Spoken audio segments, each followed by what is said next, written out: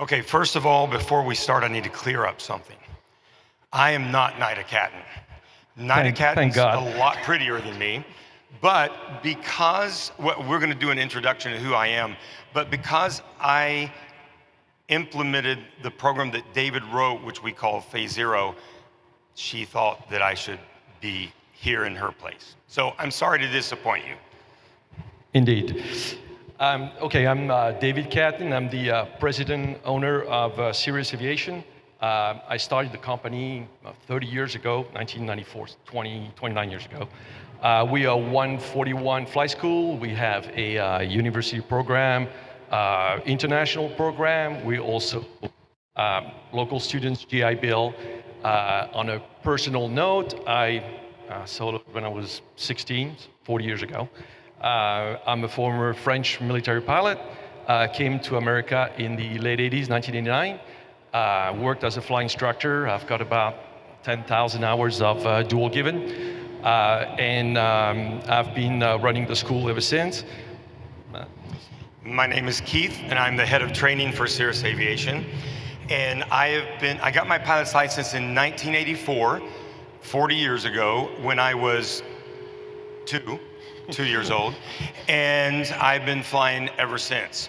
In 1997, I actually decided to pursue aviation. I had another career, decided to pursue aviation, and I showed up at Sirius Aviation to get my instrument rating in 97, and this man was my instructor. We hit it off, and we've been friends ever since, and we've run businesses together ever since that day. So that's just a little bit about both of us. I should have quit right there. All right. Which one is? Okay, you got it. We might have to be checked out on this. There we go. There we go. Okay, so what is Phase Zero? Phase Zero is really an answer to a problem that we were faced with. We have been using the King School program for 20 years almost. It's been extremely successful, and we became very, that's all we use, that's all we knew how to use. But all of a sudden, we had a European cadet program, people that were on a fixed budget and a fixed time. The students had some limited English skills. Most of them had no prior aviation knowledge, and they came from very diverse background, diverse education. So because we have been using King School for so many years, we decided, as far as a name, and we're going to kind of jump back and forth here so you get a little bit of the history of Phase Zero. But as far as the name, we knew that the King Schools had phases. So we decided, well, let's do a prequel to PPL Stage 1 and call it Phase Zero. And the only reason we called it Phase Zero, that was an accident. We were thinking at the time that King Schools was Phase 1, Phase 2, Phase 3 instead of Stage 1, So simply as an accident, we named it Phase Zero before we realized the mistake we'd made. It had already stuck. And that's how we came up with a name for Phase Zero. And what Phase Zero does, it uses our simulators as a hybrid of both ground school and flight time. So before we started, the flight school in Europe that sent us those students really gave us a chance in changing the way we're doing things by saying, we're going to send you three students, and if anything happens, any problems, any issues, let's face them, and let's adapt the program to whatever has to be done. So those three students that first came in, and I'll show you the background. The students A was male, late 20s, French educated, very poor English. His attitude was great. He was a former military guy. Great motivation, studied well. His flying skill right off the bat was pretty average. Student B was in his early 20s from the Mauritius Island, so an island in the ocean, Indian Oceans. Average English, great attitude, motivation, average motivation, just he was young, really doing that for his parents, and average study habits, but very poor flying skills. Student C, late teens, from Canada, great English, attitude realignment needed, really poor attitude, thought he was a God gift, and some motivation to do something about it, no study habit whatsoever, but a natural flyer. The result of those three guys after that short period of time was? It was a massive failure. So remember, this is a contract. These are the first, sorry. You read. Oh, I'm red. We'll have to switch. This was a contract, the first three students of this, what was to be a lengthy contract. Of those three students, none of the students finished on budget, none of them. One of them didn't even finish on time, and now our European partner was starting to get cold feet. And this was a problem because this was supposed to be a big, lengthy, long-term contract, and now we had a problem on our hands. So, and very lucrative contract also. Yeah, so that's when we decided we have to do something different because what we're doing is not working, not for these international students anyway. So we decided that we would optimize their ground school first of all. Now these students, English was their second language. Some of them spoke really good, well, some of them spoke okay English and some not so okay English. So we started a 3-week ground school. Now, before they even arrived, they had to have gone through the King home study course, the King ground school they had to go through. That had to be completed before they got there. But we went ahead and created a 3-week ground school for these guys to actually not only to enhance their learning, but also to enhance their English.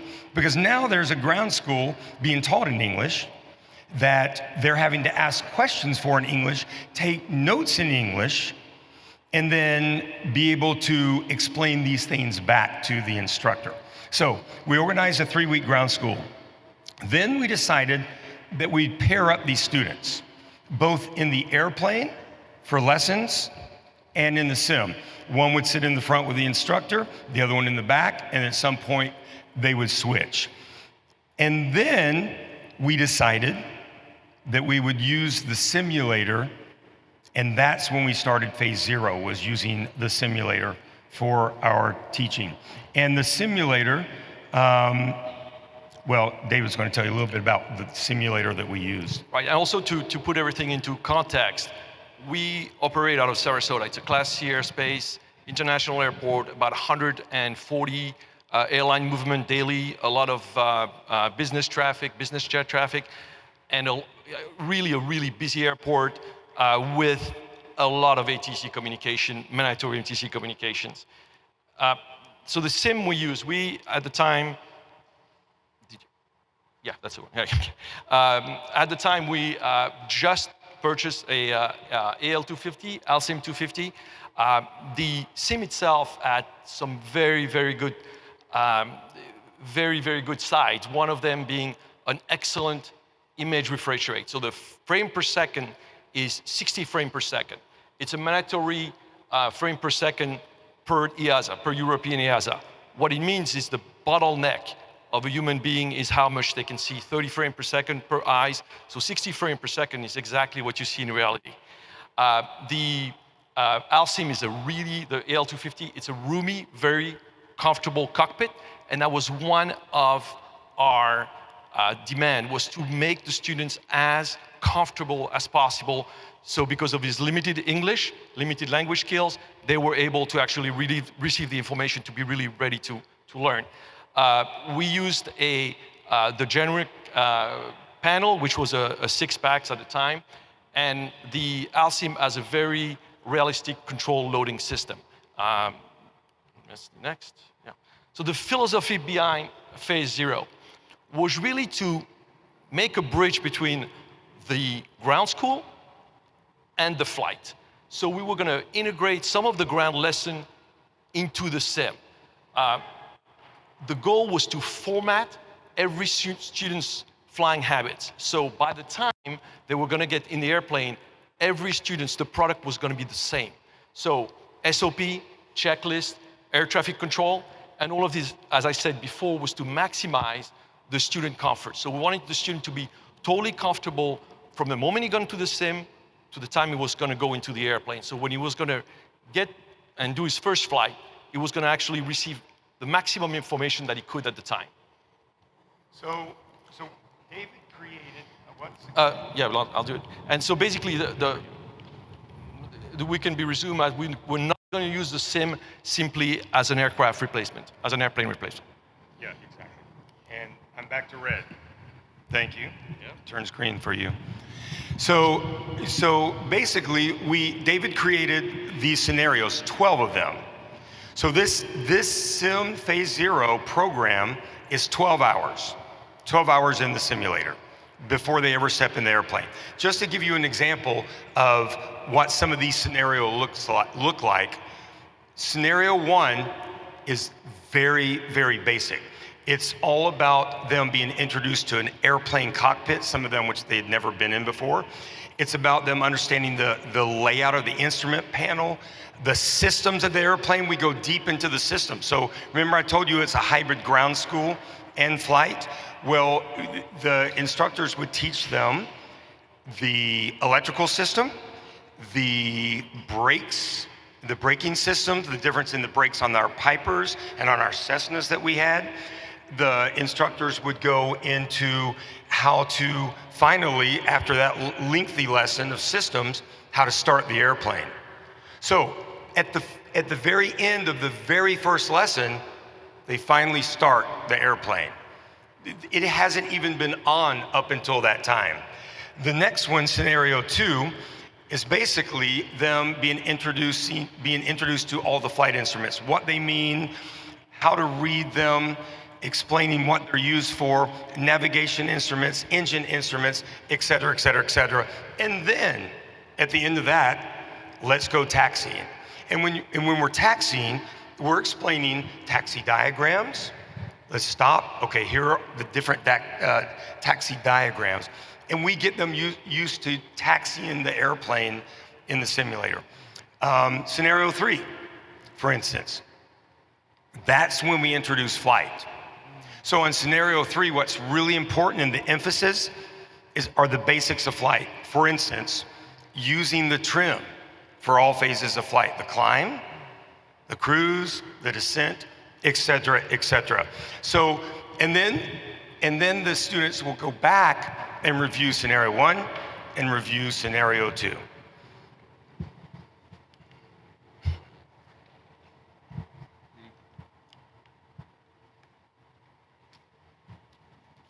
Okay, so we do this program, phase zero.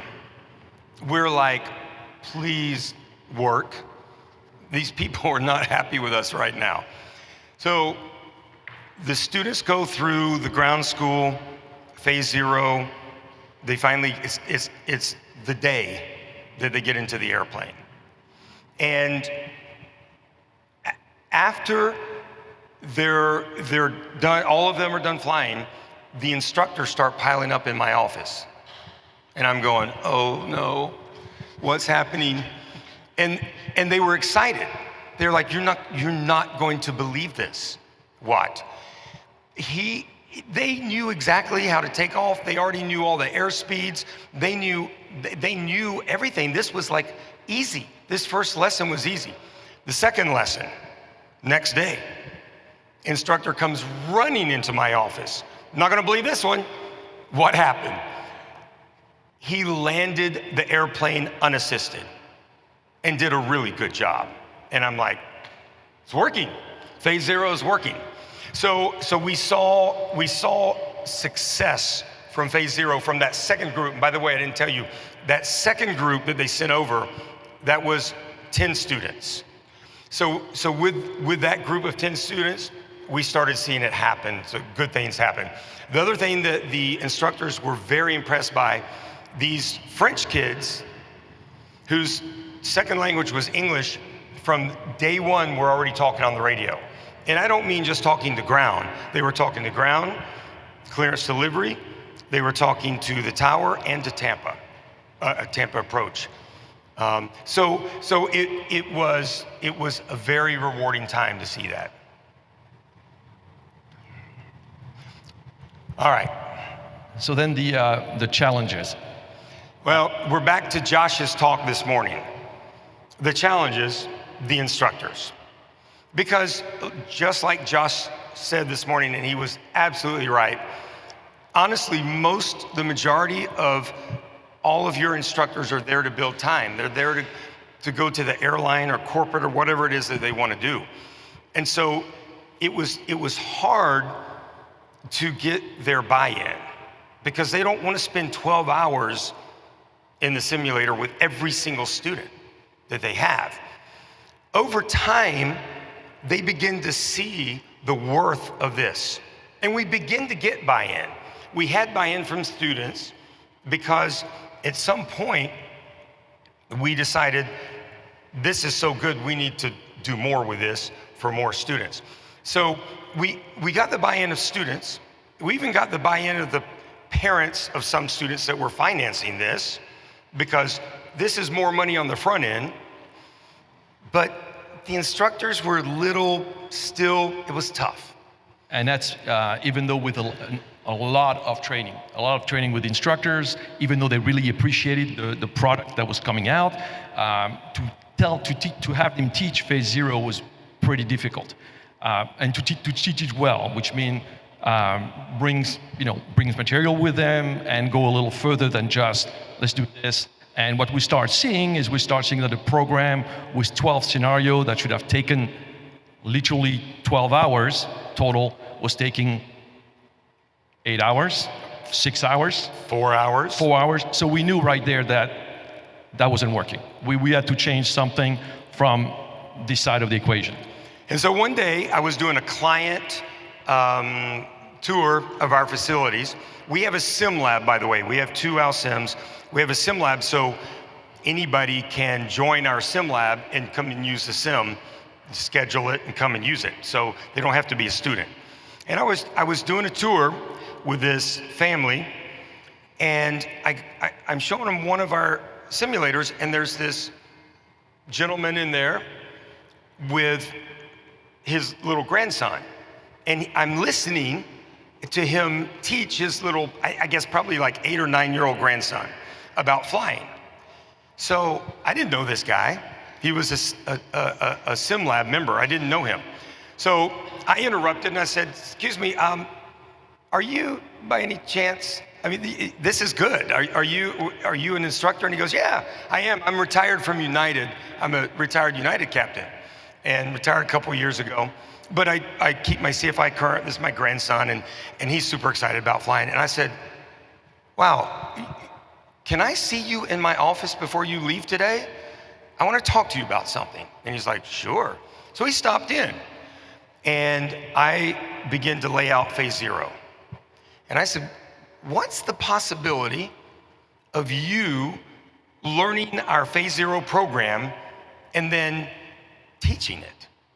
He goes, I think that would be fantastic because I would love to have an input into younger pilots and help them start their career. I think that I would love that.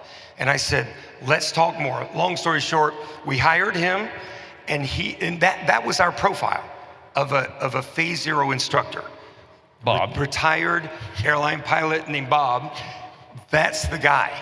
And so we learned a lot from that because he doesn't want to be in the airplanes right now. He's happy to pour his heart into phase zero, and that's what he's doing. So that's the profile that we start seeking, is a retired pilot, retired airline pilot, and you can find them simply by looking at the FAA registry. That's nice. You can look at him, look at the registry and look at who's living in your area that's got an ATP. And if you look at their birth date in there, you'll probably be able to find who's retired. No. So we decided Phase Zero was going to happen with every single student that walked through our doors. Everyone. Every PPL student that came in to learn to fly was going to start in Phase Zero because we saw what it did. And it was successful and it was working. We instantly saw a drop in student frustration.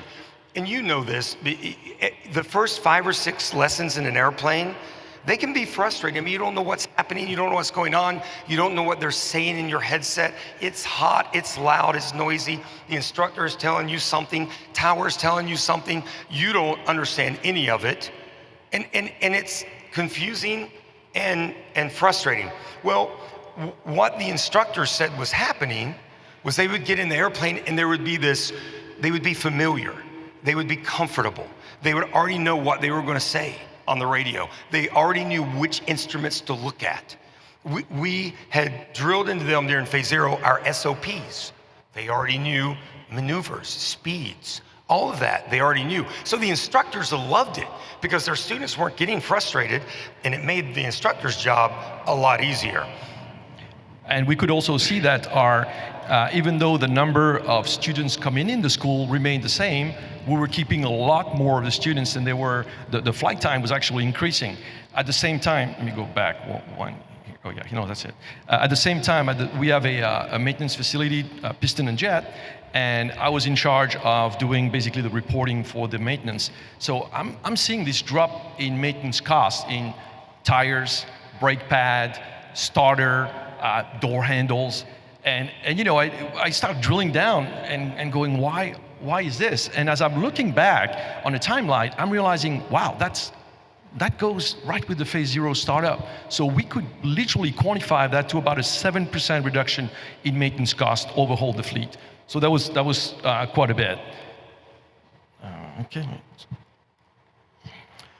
So CFI Satisfaction, of course, they noticed a difference. Just the other day, I think about 2 or 3 weeks ago, one of our CFIs came into my office and he was a little frustrated because he had a student, first day in the airplane, and this student didn't go through Phase Zero, and the reason, it kind of got lost, but the reason why was the student came in with some hours, not many, a few hours from another flight school, and didn't see the need for that, didn't want to spend the money on it, and so he didn't go through Phase Zero.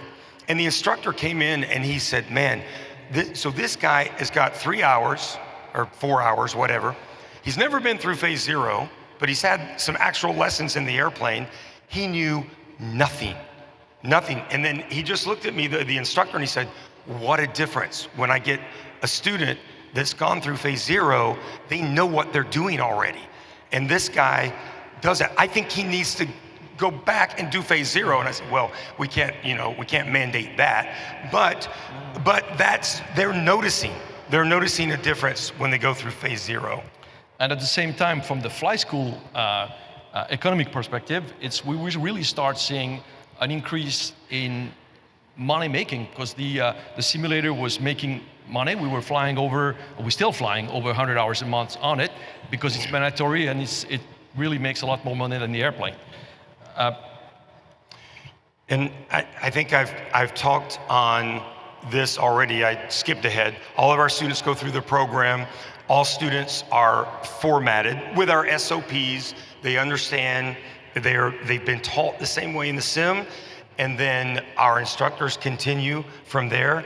And we feel like this is just the beginning of what can be done in a simulator. And it's became part of a culture of the company.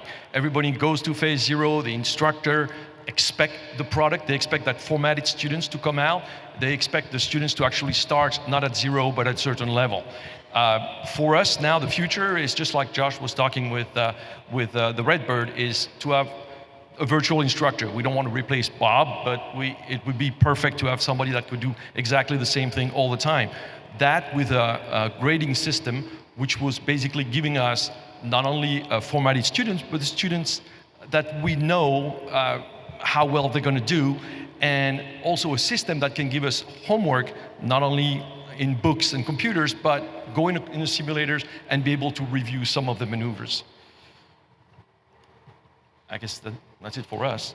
Yeah, that's pretty much it. Anyone have anything, questions? All right, phase 0 questions. I think that's an excellent idea. So, any questions, Martha?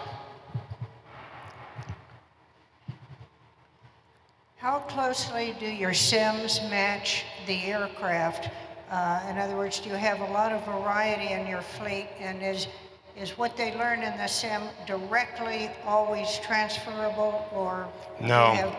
No, and I'll let David talk. No, actually, we purposely use something more generic, so you're not learning to fly one airplane, but you're learning to fly airplanes. We have 2 ALSIMs. One is an AL-250, which is generic, and then because you can do, twin engine, single engine, high wing, low wing, complex, you can do all kinds of glass, non-glass. But then the other sim we have is a 172, so it's very specific. But with phase 0, we purposely put them into the generic simulator because we want to teach them the basics of flying at that time, not the specifics of flying. And we use Pipers and Cessnas, but we didn't want to teach them the specifics of flying a specific aircraft. We wanted to teach them how to fly. And it still transfers. It still transfers. Great. Any other questions? Bob?